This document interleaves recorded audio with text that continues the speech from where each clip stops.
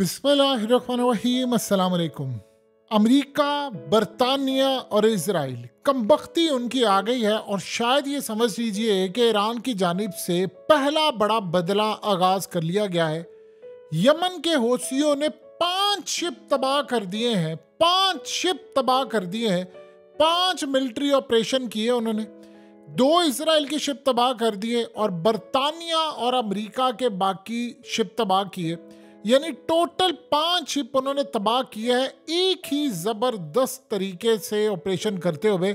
और ये इतना बड़ा झटका है, इतना बड़ा झटका है कि इसराइल का एक शिप उन्होंने इंडियन ओशन में जाकर, यानी इंडिया के पानियों में जाकर उन्होंने तबाह किया है। और इतनी बड़ी कार्रवाई है कि एक उन्होंने अरेबियन सी में तबाह किया है इसराइल का शिप, एक उन्होंने जाकर तबाह किया है इंडिया वाली साइड पर। और ये इतना बड़ा झटका है कि साथ उन्होंने अमेरिका का भी शिप उड़ा दिया है, साथ उन्होंने बरतानिया के भी शिप उड़ा दिए हैं।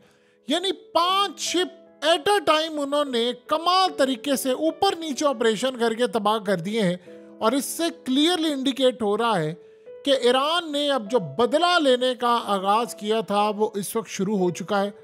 और ये इतना बड़ा झटका अमेरिका को लगा है, इजराइल को लगा और बरतानिया को लगा है कि शायद जिस लड़ाई की इब्तदा वो देखने जा रहे थे वो होने जा रहे। और उससे भी बढ़कर इंटरेस्टिंग सूरत हाल ये है कि इस वक्त डिस्कस ये हो रहा है कि ईरान का कौन सा मिसाइल जाएगा और जाकर वो इसराइल में हिट करेगा। देखिए, ईरान के बहुत सारे मिसाइल हैं, लेकिन उनमें जो ख़ास तौर पर इमाद है जो 2000 किलोमीटर तक जा सकता है, स्पीड उसकी 7.2 मैच है। इसी तरह शहाब 3 है, इसी तरह उसके पास और डिफरेंट भी है, फतेह मिसाइल से लेकर तमाम चीज़ें और हाइपरसोनिक मिसाइल, ये तमाम के तमाम अब ऑपरेशन में हिस्सा लेने के लिए तैयार है। उनमें से जौन सा भी मिसाइल इनको लगेगा ठीक हिट करेगा, वो जाकर तबाह करने को तैयार है। आप उसका अंदाज़ा लगा सकते हैं कि हौसियों के ऑपरेशन हो गए तेज़। अब अमेरिका को शायद समझ आ रही है कि हमारी जो स्ट्रेटजी थी उससे ईरान कई गुना ज़्यादा आगे जाकर काम करे। देखिए, पहले होता ये था कि एक शिप तबाह कर लिया, 2 शिप तबाह कर लिए। इस वक्त हिजबुल्लाह ने 40 रॉकेट मारे हैं इसराइल की मिलिट्री जो बेसिस हैं, जो ख़ास तौर पर गोलान हाइट्स में है वहाँ पर। और इंटरेस्टिंग मामला ये है कि गोलान हाइट्स में एक तरफ शाम पे यानी इस वक्त रूस की फोर्सेस है, दूसरी तरफ वहां से लिबनान ने हमला कर दिया है, तीसरी तरफ हौसियों ने 5 शिप तबाह कर दी है। अब ये काम क्या कर रहे हैं, स्ट्रेटजी जो नज़र आ रही है वो ये है कि ईरान अपनी सारी की सारी प्रॉक्सीज को एक्टिव कर दिया उसने। यानी मिसाल के तौर पर उसने शाम के अंदर हमले करवाने शुरू कर दिए। इराक में उनकी तकरीबन 2.5 लाख के करीब उन्होंने कहा फाइटर्स हम तैयार हैं, वहाँ पर वो तैयारी होगी। फिर इंडियन ओशन के अंदर भी वो तैयारी है। तो ये सारे का सारा जो इस वक्त तैयारी का मरहला है वो आखिरी दमों पर था, उन्होंने उन सबको लॉन्च कर दिया। अब जब ये सारे एक्टिव हो गए हैं, इसका ये मतलब है कि चारों तरफ से ईरान ने फैसला किया हमला करने का। तो जब ये सारी सूरत हाल हो गई है, उसके बाद अब जाकर अगला मरहला शुरू होगा और वो है ईरान के मिसाइल मारने का। आप ये सोचें कि ईरान की जानिब से ये बात कही गई है कि वो जो इसराइल का टाइम हुआ करता था कि वो जाकर एशिया के अंदर या दीगर ममालिक को पूरी तरह तबाह करता था, वो ख़त्म हो गया है। अब देखिए हम इनके साथ करते क्या। अब असल में किसी को ये बात समझ नहीं आ पा रही, सारे ये समझ रहे हैं कि ईरान डायरेक्ट हमला करने वाला है।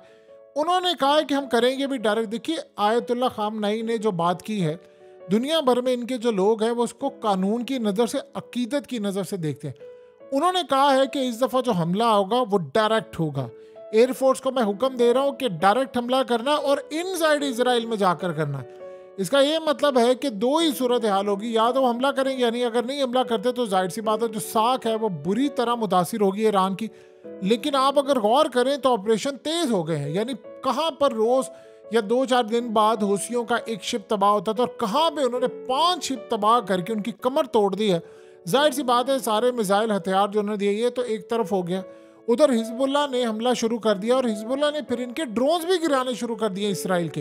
यानी आप ये गौर करें तो 2-4 दिन में शदीद प्रॉक्सी से ऑपरेशन शुरू हुआ। और उसके साथ एक और बड़ी डेवलपमेंट हुई है कि इनकी यानी मिलिट्री बेसिस पर अमेरिका की इराक शाम के अंदर जो मिलिट्री बेसिस, अब वहाँ पर भी हमले शुरू हो गए हैं और वहाँ पर भी ताबड़तोड़ हमले जारी हैं। अब आप ये सोच लें कि जो प्रॉक्सीज हैं ईरान की, उन्होंने हमले तेज कर दिए। गालिबन स्ट्रेटजी बिल्कुल यही है कि ये सारी लड़ाई एकदम करके उधर से फिर ईरान हमला करेगा। तो जैसे ही ईरान हमला करेगा, इस सूरत हाल में इसराइल की जानिब से रिएक्शन होगा, रिएक्ट करेंगे वो, तो तब ये सारी प्रॉक्सीज ऑलरेडी तैयार होंगी। देखिए हौसी अगर मिसाल के तौर पर रोज़ के 2, 4, 5 शिप तबाह करने शुरू कर दिए, हिजबुल्लाह उधर से रोज़ का 150-200 रॉकेट मार रही है या 1000 के करीब भी, क्योंकि उनके पास इस वक्त है लाखों की तादाद में। फिर शाम के अंदर हमले शुरू हो गए, उधर रूस की फोर्सेस तैयार है, उधर अमेरिका पर भी हमले हो गए, और उस सारी सूरत हाल में जब ईरान हमला शुरू कर देगा तो इतने फ्रंट इसराइल संभाल नहीं सकता। दुनिया की कोई ताकत नहीं संभाल सकती। इवन के चाइना के ऊपर छोटी छोटी फोर्सेस भी अगर आकर हमला कर ले तो इतने फ्रंट वो भी नहीं संभाल सकते। देखिए अमेरिका के अंदर आज बड़ी तादाद के अंदर लोग निकले हुए हैं और बड़ी तादाद में इसराइल के खिलाफ इस वक्त वहां पर आ गए हैं कि इसराइल को अब गले से पकड़ा जाए और इसको रोका जाए। यानी आप ये सोच लें कि वहां पर लड़ाई करने के लिए निकले हैं कि भाई आप इस जंग को ख़त्म करें, नहीं तो ये दुनिया के अंदर एक बड़ी जंग की तरफ मामला जा रहा है। क्योंकि ईरान इस तरह हमले उसने शुरू कर दिए हैं, अब उसके बाद वो बड़ा हमला तैयार कर रहा है। और ये एक बड़ी अजीबोगरीब बात है कि ईरान के ऊपर सबका ध्यान है कि उसने मिसाइल मार रहे, उसने एकदम प्रॉक्सीज को तेज कर दिया है अपनी, जितने भी ये छोटी मोटी तंजीमें और ये सारे बड़े लेवल पर उनसे हमले शुरू करवा दिए। तो अमेरिका के अंदर इस वक्त लोग सड़कों पर निकल आए, इतना वहाँ पर खौफ है कि वो कह रहे हैं कि नहीं ये मामला बड़ा ख़राब हो सकता है। वो भी सूरत हाल आप अंदाज़ा लगा ले कि तब हो रही है जब अमेरिका इस जंग में कूदने की बात नहीं कर रहा।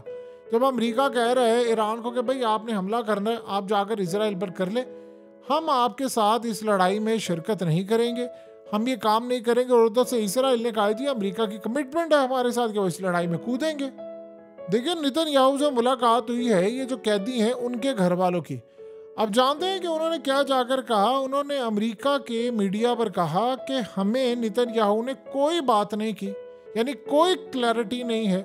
वो ये कह रहा है कि बस जंग होने वाली है, बस जंग होने वाली है, यानी हमारे बंदों को रिहा करवा कर लाना है, नहीं लाना। उसने कहा कि हमें इतना खतरा है कि जिस तरह ये जंग छिड़ गई है कि ये लड़ाई बढ़ गई है तो हमारे जो कैदी हैं वो मारे जाएंगे, वो सारे के सारे मारे जाएंगे। तो हमें नहीं पता। देखिए एक बात तो आप बड़ी अजीबोगरीब समझिए ना कि इजराइल की जो फोर्सेस हैं, यानी आप ये सोच लें कि तकरीबन आज 6 महीने से जायद हो गया वो अपने कैदी नहीं रिहा करवा पाई। इस सारे मामले पर पूरी दुनिया इजराइल की फोर्सेस के बारे में कह रही है कि नकम्मी हो गई हैं, ये नाहल है, ये इतनी ताकत के बावजूद काम नहीं कर रही, ये निहत्तों को मार सकती है। गजा को इन्होंने तबाह कर दिया है। देखिए शाम के अंदर इस वक्त इसराइल की फोर्सेस मुकम्मल तौर पर तैयार है, वो लड़ाई करने के लिए तैयार है। शाम के अंदर रूस की फोर्सेस पूरी तरह उनका दिफा करेंगी, यानी जो ये सरजमीन है शाम की उसकी अब जिम्मेदारी असल में आ गई रूस पर। जिस तरह उन्होंने झंडा लगा दिया है, गोलान हाइट्स पर उनकी फोर्सेस पहुंच गई हैं, तो वो असल में उन्होंने हैंड ओवर कर दिया। ईरान जो भी इसको काम कर रहा है वो साथ साथ गुफ्तगू कर रहा है, चाइना से मशवरा ले रहा है, रूस से मशवरा ले रहा है। इसराइल में एक बड़ी अजीबोगरीब सूरत हाल पैदा हुई है कि जितने छोटे बड़े इन्वेस्टर्स थे उन्होंने काम ये किया कि इसराइल में सब प्रॉपर्टीज़ की कीमतें गिर गई हैं बड़ी तादाद में। यानी जब मुल्क के अंदर हालात ख़राब हो, जंग का ख़तरा हो, स्टॉक मार्केट गिर रही है, प्रॉपर्टी की कीमतें गिर रही हैं, तो वहाँ के जो इन्वेस्टर है वो असल में वहाँ से भाग रहा है और उन्होंने अपने विड्रॉ करना शुरू कर दिया पैसा। क्योंकि वो कहते हैं कि हमें, देखिए इन्वेस्टर जो होता है, जो बड़ा इन्वेस्टर है जिसके पास लेट से कोई 10, 20, 25 अरब डॉलर है, तो जब भी वो कहीं इन्वेस्ट करता है तो सबसे पहले बड़ी कंपनीज को हायर करके वहाँ की सूरत हाल का जायज़ा लेता है। अब जब ये मामला होता है तो बड़े इन्वेस्टर कंपनीज को फौरी तौर पर भेजते हैं, मार्केट के अंदर सर्वे करवाते हैं कि लोग क्या सोच रहे हैं, क्या नहीं कर। वहाँ पर उनको ये लग रहा है कि इसराइल की बड़ी तादाद जो है वो इसराइल छोड़कर जा सकती है। खतरा ये पैदा हो गया है कि इसराइल में लाखों की तादाद में जैसे जंग छिड़ेगी वो नहीं लड़ेंगे, वो यहाँ से निकल जाएंगे।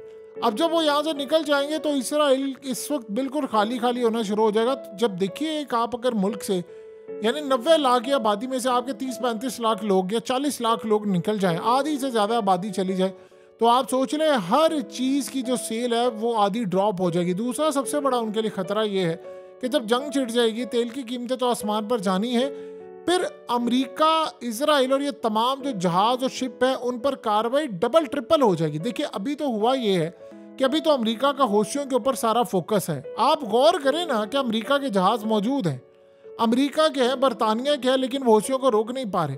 तो जब ये जंग छिड़ जाएगी तो फिर बताइए इसके बाद वो कैसे रोक पाएंगे। अभी तो ध्यान भी नहीं है जंग के ऊपर। अभी तो हौसियों पर सारा ध्यान है, फिर ये मामला हो रहा है। तो जब जंग शुरू हो जाएगी तो उसके बाद तो आप सप्लाई चेन बुरी तरह मुतासिर होगी। आप तो एक ढेला भी वहां पर नहीं भेज सकते। हालिया इसराइल में एक सर्वे आया है और उसमें बताया गया है कि इसराइल की जो अक्सरियत है वो कहते हैं कि जो गजा के अंदर हुआ है हम उससे बिल्कुल नहीं खुश हैं, और ना जो रिजल्ट्स हमें चाहिए थे, जो हमारी हुकूमत ने या गवर्नमेंट ने या फौज ने हमें बताया था कि जी आपको ये रिजल्ट्स मिलेंगे, आप देखते जाएगा, हम इनका ये सफाया कर देंगे, वो कर, उन्होंने कहा कोई ऐसी चीज़ हमें नहीं मिली। सो लिहाजा हमारा ख्याल ये है कि जंग फौरी तौर पर एंड होनी चाहिए। अब इस जंग को एंड करने के लिए आपको एक बड़ी लड़ाई से पीछे हटना पड़ेगा। देखिए, सिर्फ अगर एक काम हो जाए, इसराइल इस जंग को ख़त्म कर दे, तो ये हौसियों वाला मसला भी हल हो जाएगा, अमेरिका की लड़ाई का मसला भी हल हो जाएगा, रूस वाला मसला भी हल हो जाएगा, तमाम की तमाम चीज़ें, लड़ाई ईरान समेत सारी चीज़ें हल हो जाएंगी। लेकिन इजराइल में वो काम ये करना नहीं चाहते। वो चाह रहे हैं कि जी नहीं, ये मामला हो, लड़ाई आगे बढ़े। इवन के इजराइल के अंदर ये बड़ी तादाद, जब ये सर्वे बता रहे हैं, जो भी हालिया उन्होंने सर्वे किया, उसके बाद असल मामला ये सामने आएगा कि इजराइल की अक्सरियत और बहुत बड़ी तादाद में लोग मुल्क छोड़ जाएंगे। और इन्वेस्टर को ये लग रहा है, जैसे मिसाल के तौर पर आप मैकडोनल्ड की बात कर लें, तो आप देख लें ना कि पहले इन्होंने स्टार्ट किया जी हम मैकडोनल्ड का ये करेंगे वो करेंगे, आफ्टर ऑल इनको घुटने टेकने पड़े ना। मैकडोनल्ड्स ने वहाँ पर बहुत बड़ी तादाद में, यानी 225 के करीब तो उन्होंने ब्रांचेस खरीद ली हैं। तो जब मैकडोनल्ड्स ने वो ब्रांचेस वापस खरीद ली हैं कि इसराइल की कंपनीज जो है, जिन्होंने वहाँ पर तकरीबन 200-225 ब्रांचेस उनके पास थी, वो सारी उन्होंने वापस ले ली हैं। वो इसकी से मेन वजह ये है कि वहाँ पर काम नहीं चल पा रहा। तो यही वो वजह होती है कि इन्वेस्टर गिव अप करना शुरू कर देता है कि यार यहाँ पर तो सिलसिला ही नहीं चल रहा, तो मुझे यहाँ से निकलना पड़ेगा। अब मैकडोनल्ड्स का काम अगर ठप हो रहा है और मिडिल ईस्ट से लेकर पूरी दुनिया के अंदर इतनी, ये अलग बहस है कि क्या हो रहा है, ठीक है नहीं है, लेकिन आप ये देखें ना कि ओवरऑल कितना असर पड़ रहा है इन पर। तमाम इसराइली इस वक्त ये समझ रहे हैं कि शायद अब हमारा टाइम पूरा हो चला है। इवन कि आप अंदाज़ा कीजिए कि वहाँ पे मजहबी जो पेशवा है वो बार बार इनको कह रहे हैं कि नहीं आप बेफिक्र हैं, ये वही टाइम है जिसके अंदर हमारी कामयाबी लिखी हुई है, हम ये सारा कुछ अचीव कर लेंगे। और साथ वो उनको कह रहे हैं कि आपको पता है कि माजी के अंदर भी हमारे साथ ऐसा ही होता रहा है कि जब भी हमने कोई कामयाबी हासिल करनी होती है तो पहले हमें मार पड़ती है, तो जब हमें मार पड़ती है तो हम जाकर कामयाबी हासिल करते हैं। उनसे जब पूछा ये क्या कि भाई आप ये बताएं कि अब आपकी शिप इतने तबाह हो रहे हैं, आप फलाना काम कर रहे हैं, तो वो कह रहे हैं कि जी शिप असल में तबाह तो हो रहे हैं हमारे, लेकिन हमें ये कामयाबी मिलेगी। जब भी हमें कामयाबी मिलना होती है तो पहले आप हिस्ट्री उठाकर देखें, हमें मार पड़ती है, हम बुरी तरह नाकाम होते हैं, फिर हम नीचे से उभर कर ऊपर आते हैं और हम कामयाबी हासिल करते हैं। देखिए, आज की जनरेशन को नेतन्याहू ये चीज़ बता नहीं सकते। आप जो मर्जी कर लें, आप अपनी जनरेशन को ये बात नहीं बता सकते कि भाई मैं अपनी करप्शन बचाने के लिए तुम्हें जंग में धकेल रहा हूँ या मेरा मकसद क्या है।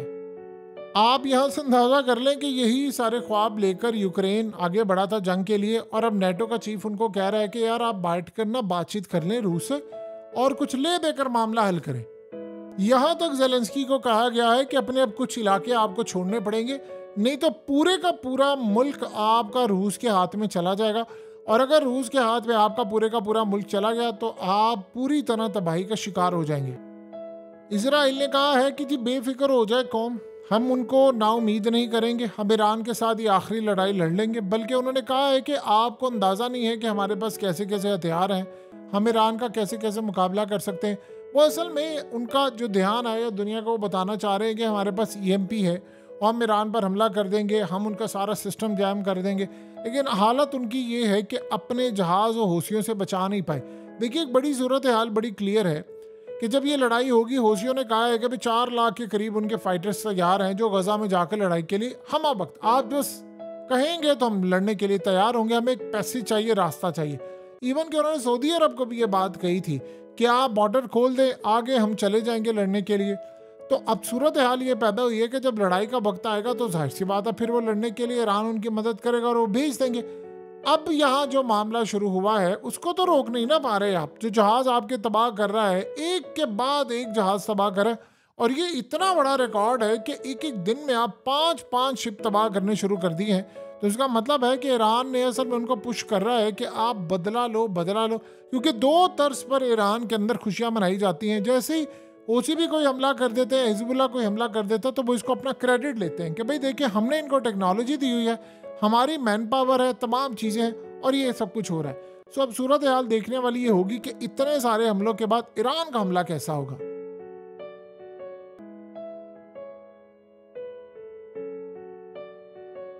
हकीकत टीवी को सब्सक्राइब करना मत भूलें, वीडियो को लाइक करें, शेयर करें और कमेंट सेक्शन में अपनी राय का इजहार ज़रूर करें।